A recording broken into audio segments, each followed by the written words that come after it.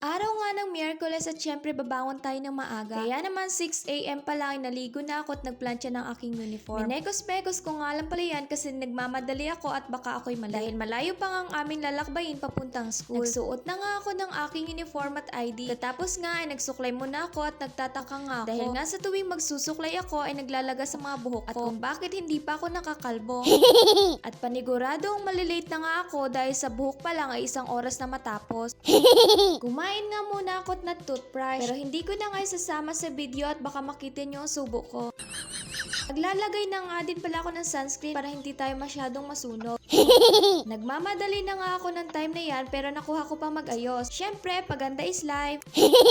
Dito nga ang bahay namin sa pinakang baba kaya aakyat pa tayo. At dagdag exercise pa nga ito dahil tinatamad ako mag-exercise. Halos 40 minutes na nga ang pagpiprepare ko sa bahay kaya 6:38 AM na nga ako nakaalis. Nagmomotor nga lang pala kami papuntang school para makatipid na din sa pamasahe. Dahil nga sa hirap ng buhay ngayon ay kailangan lang magtipid at magkaroon ng diskarte. Dumaan nga muna kami sa palengke dahil di-deliver ko ang order sa aking isang customer. At malaking tulong nga din ito sa aking pag-aaral. Dito nga din ako kumukuha ng aking allowance kapag nauubusan. Nakarating na nga kami sa school at dito nga kami dumaan sa likod dahil ginagawang kanal sa daan. 1 oras nga din pala ang aming biyahe dahil 7:39 AM na nga kami nang makarating sa school. At late na nga yan dahil 7:30 ang start ng aming klase. Pero pagdating nga namin sa room ay wala pang aming teacher. Nang matapos nga yung aming klase ay kumain na kami ng tanghalian. Dito nga sa kainan na ito ay napakamura ng kanilang tinda. 20 pesos nga lang ang ulam nila at 10 pesos ang kanin. Sa halagang 30 pesos nga ay makakakain ka na. Swak talaga para sa mga estudyante. Pagkatapos nga ng aming last period ay umuwi na kami. Pagka-uwi ko nga sa bahay, gutom na nga talaga ako. Mabuti na lang nga at sabi ng ate ko, kunin ko daw ang leche plan kanyang ginawa. At hindi pa nga talaga pwede mag-asawang ate ko kahit may 2